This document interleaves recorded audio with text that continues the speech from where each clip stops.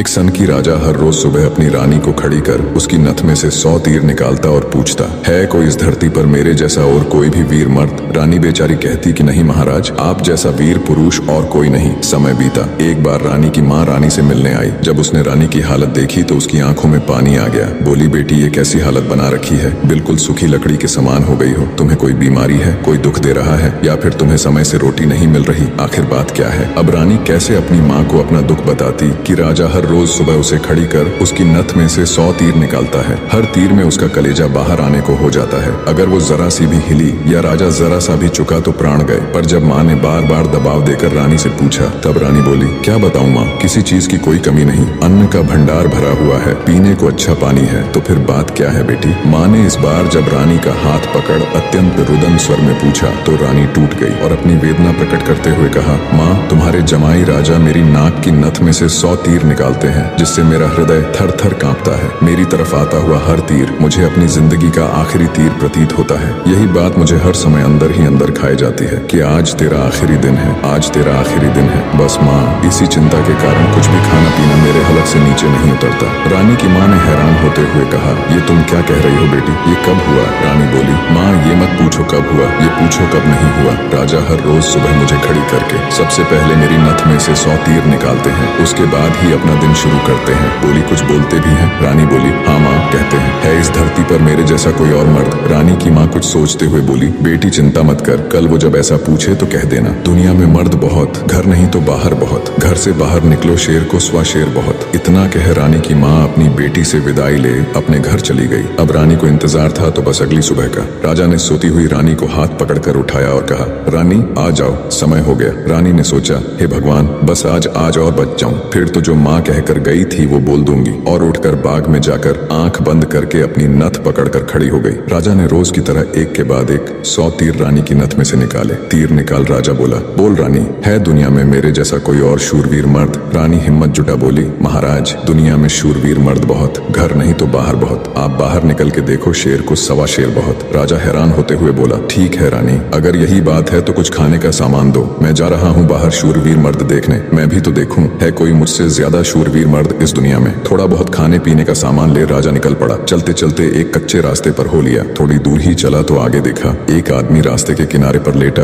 ऊपर की तरफ एकटक देख रहा है। राजा को बड़ा कौतूहल हुआ। ऊपर की तरफ देखा तो उसे सिवाय सूर्य की तेज किरणों के कुछ दिखाई नहीं दिया। गया जिज्ञासावश उसके पास और पूछा, क्यों भाई, ऊपर क्या देख रहे हो? काणे आदमी ने कहा, इंद्र के अखाड़े में परियों का नाच हो रहा है, वो देख रहा हूँ। राजा ने एक बार फिर से ऊपर देखा पर उसे कुछ दिखाई न दिया तो उसका आश्चर्य बढ़ गया। काणे आदमी ने ऊपर की तरफ ध्यान लगाए लगाए राजा से पूछा, तुम कौन हो भाई और कहाँ जा रहे हो? राजा बोला, मैं मालवा का राजा उत्पल राज हूँ, मैं दुनिया में शूरवीर मर्द देखने जा रहा हूँ। काणे को बड़ा कौतुक हुआ। बोला, तो थोड़ी देर मेरी प्रतीक्षा करो भाई। नाचते नाचते एक परी की पाजेब टूट गई है, वो नीचे गिरने वाली है, बस उसको लेकर मैं भी तुम्हारे साथ शूरवीर मर्द देखने चलूंगा। कुछ ही देर में आकाश से छम की आवाज से एक पाजेब नीचे आ गिरी। काणे ने उसे उठाया और जेब में रख लिया और बोला, अब चलो भाई मर्द देखने। मर्द कैसे होते हैं मैं भी तो देखूं। राजा के आश्चर्य की कोई सीमा नहीं थी। उसका अहंकार तो यही नष्ट हो चुका था, उसकी हवाइयां उड़ चुकी थीं। सोचा कि तू तो रानी की नथ से तीर निकाल अपने आप को सबसे बड़ा मर्द समझता था, तेरे से ज्यादा तो ये काणा है। एक आंख से अंधा होते हुए भी इंद्र के अखाड़े में क्या हो रहा है देख लेता है। अब राजा और काणा आदमी दोनों एक साथ चल पड़े मर्द देखने।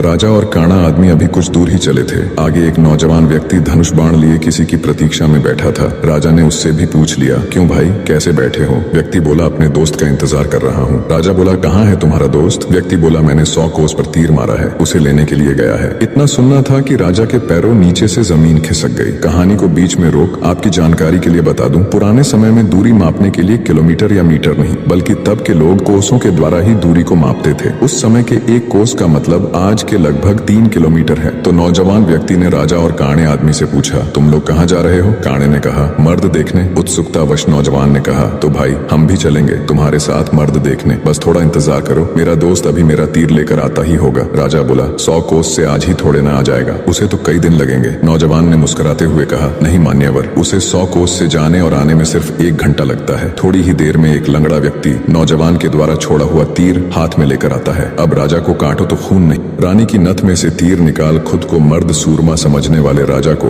अब एक से एक बड़े सूरमा टकरा रहे थे। वो जिस बिल में हाथ डाल रहा था वहीं से सांप फुफकारते हुए निकल रहे थे। एक काना आदमी जो एक आंख ना होते हुए भी इंद्र के अखाड़े में परियों का नाच देख रहा है। एक युवा पराक्रमी नौजवान 100 कोस तक तीर मार रहा है। एक अपाहिज लंगड़ा आदमी 100 कोस की दूरी सिर्फ 1 घंटे में नाप देता है। बोझिल कदमों के साथ राजा अब उन तीनों के साथ आगे चल पड़ता है। चलते चलते वे एक नगर में पहुंचे जहां एक राजा की लड़की का स्वयंवर चल रहा था। स्वयंवर की शर्त थी कि जो व्यक्ति 50 कोस से 2 घंटे में हंसता पान बोल सुपारी ला देगा उसी के साथ रानी का विवाह कर दिया जाएगा। चारों में से लंगड़ा ही इस काबिल था जो कोसों की दूरी मिनटों के हिसाब से तय कर सकता था। अंततः चारों की सलाह पर लंगड़ा व्यक्ति स्वयंवर की शर्त पूरी करने के लिए तैयार हो गया और शर्त अनुसार हंसता पान बोल सुपारी लाने के लिए चल पड़ा। रानी के स्वयंवर की शर्त अनुसार लंगड़ा व्यक्ति तेजी के साथ उस दिशा में बढ़ने लगा जहां हंसता पान बोल सुपारी का पेड़ था। अपनी दिव्य गति से थोड़े ही समय में वो उस पेड़ के पास जा पहुंचा।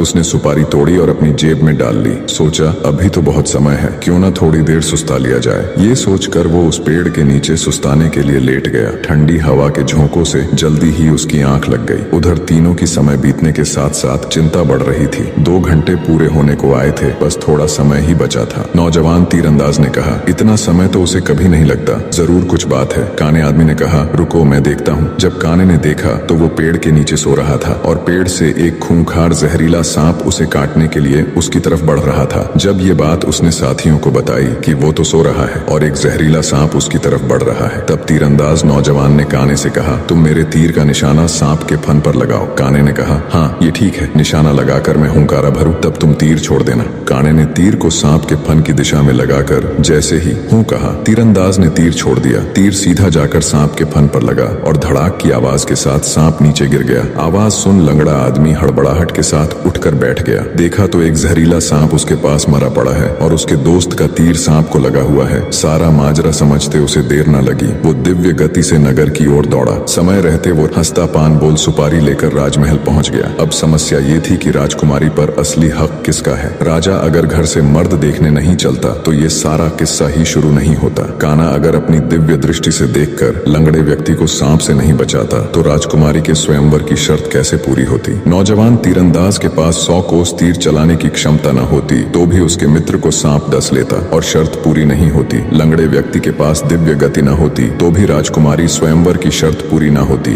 राजकुमारी का पति कौन होगा? जब इसके ऊपर उनमें आपस में सलाह मशवरा हुआ तो राजा को ही चुना गया, क्योंकि ये सारी कहानी ही उससे शुरू हुई थी। पर राजा ने अपनी सारी बीती बात बता कहा, मैं पहले से ही शादीशुदा हूँ, इसलिए मैं राजकुमारी से शादी करूँ इसका सवाल ही पैदा नहीं होता। मैं तो तुम सबका शुक्रगुजार हूँ मेरा खोखला वहम तोड़ने के लिए। काने ने कहा, मैं तो इंद्र के अखाड़े में अपनी परियों के साथ ही खुश हूँ और वैसे भी मेरे दिन अब उस ऊपर वाले को याद करने के हैं। बारी आई युवा तीरंदाज की। उसने अपने मित्र से कहा, मित्र राजकुमारी के साथ तुम्हारा विवाह होना चाहिए, क्योंकि तुमने ही स्वयंवर की शर्त का सीधा पालन किया और राजमहल में शर्त अनुसार हंसता पान बोल सुपारी लेकर आए। इसलिए शर्त के दृष्टिकोण से देखें तो राजकुमारी पर तुम्हारा ही हक बनता है। तीरंदाज की बात सबको सही लगी और सबने सहर्ष सहमति जताई। लंगड़े व्यक्ति के साथ राजकुमारी का विवाह हो जाता है। सभी बहुत खुश थे। राजा सभी को अपने राज्य आने का निमंत्रण दे खुशी खुशी उनसे विदा लेते हैं। अपने मन में वो अब कभी रानी के साथ दुर्व्यवहार न करने की शपथ लेते हैं।